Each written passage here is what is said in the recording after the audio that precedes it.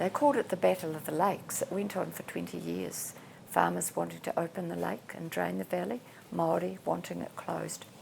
It was a battle between two different economies and two different cultures.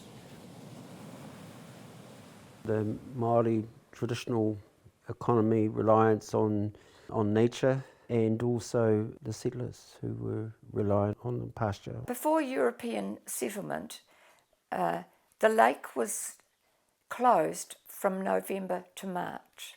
Over the summer period, the valley filled with water. This lake used to double in size. It went from 25,000 acres to 45 over summer. Once the rains come in the late summer and beginning of autumn, and through autumn, the level of the waters rise quite considerably. That high level of water is what our people have referred to, is what's referred to as the hinurangi. Catchment management, you refer to it as a flood, but it's actually hinurangi, which serves multiple purposes. It's the time when all the eels migrate. The eels naturally run in the autumn, and they run when the barometer drops. The first time it drops in February, they're away. The waters burst through the sandspit in March when the autumn rains came, and that's when Māori harvested the tuna. Then the water would gush out, and so over winter the valley would drain. That is what nature designed. That was the system that Māori lived with and worked with. When they used to harvest the tuna during the tunihiki season, there were fires lit up on both sides of the mouth, and it was a firelight that would attract tuna. And trenches were dug, and on each swell that came in, they would push the tuna into the trenches, and everybody would just race down and grab them and wake them out. Once the eels are harvested, wouldn't be unusual to see all the fence lines just covered with drying eel, hundreds or thousands of them. I know when I was at school, when the eels were being caught, and there'd be quite a strong sort of oily smell in the school bus. Yeah, the smaller ones would be hung on sort of along the fence line or the clothesline and drying in the sun.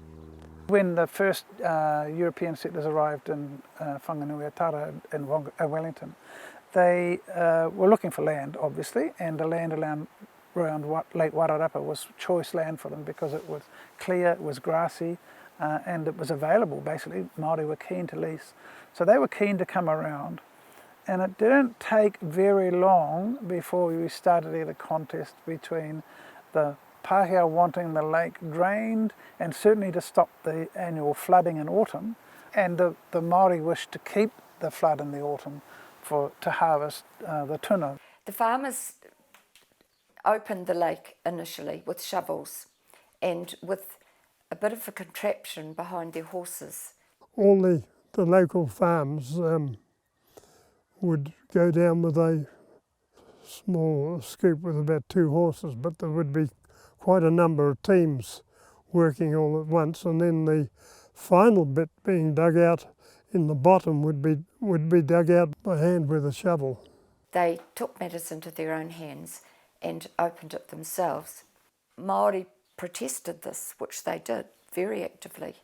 And in fact, it got sort of a little bit of raru at times where there was some peaceful protest, literally peaceful protest, where Māori chiefs would hold the shovels and women would hold the shovels that the men were going to use to break open the bar at Lake Onoke. They didn't open it unless they really had to, and they would wait until it got up, and there would be a lot of complaining by farmers further up that were getting land flooded. Our ancestors, our tipuna, they did their best peaceably to assert their ownership and control over the lake and its, its environs in terms of how that was to be managed. But the pressure was still, put on them to allow the lake to, to be opened at will. While Māori numbers, the number of Māori to do this, were the dominant culture, the lake remained closed. But once settlers' numbers grew and they became the majority, the battle became too difficult. Our people, whilst they fought and did their very best, without resorting to any violence, tried to do that through the courts, through the legal structures, to retain, their mana, their control over the lake. They were always up against it. Eventually, their numbers dwindled and Māori weren't able to protest it any longer. They lost their rangatira, Piripita Māori, who was their leader. He died. That was when Māori gifted the lake to the Crown, to the people of New Zealand. That is when the wholesale drainage of the valley began.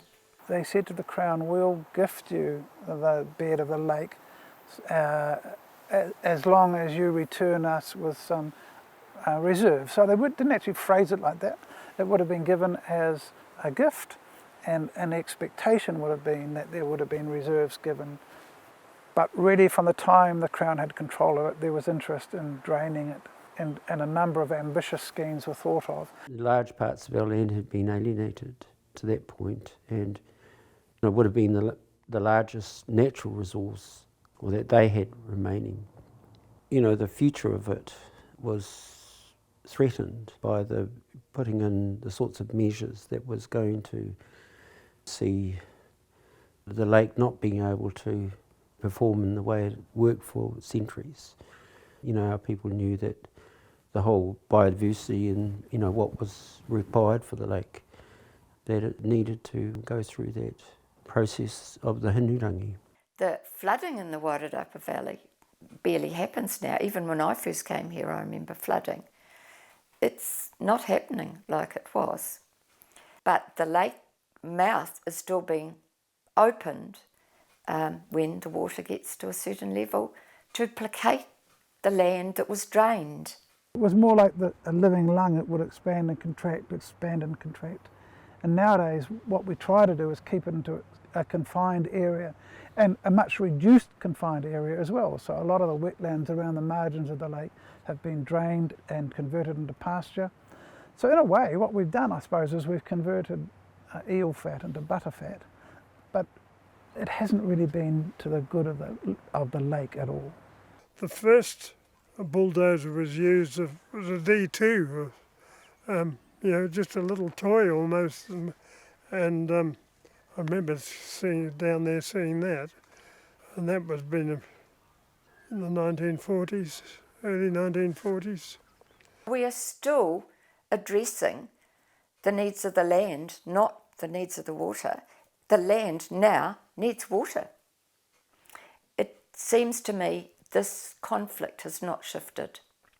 What happens, they take the big diggers down. The person who opens the lake has a contract to do so when the water levels get to a certain point. And if we get lots of southerly, that can happen 2 or 3 times a month. The southerlies are bringing sand in to close it over. Now and again, some people do come down here. It happened about 4 years ago where a group of us came down and we reinvented what happened back in the day, relearning of the old methods and trying to keep it alive. But it doesn't happen anymore purely because of the numbers. The eel stocks just aren't there anymore. Not only through overfishing, but through the changes of the waterways. Intensive farming and land has destroyed a lot of the natural habitat for the tuna, and it's just a sad reality. Māori had to give up their water, they had to give up their land, they had to give up their life for Europeans to carry on their culture, to carry on their farming and their structures. They did that, but they didn't disappear. and they're coming back.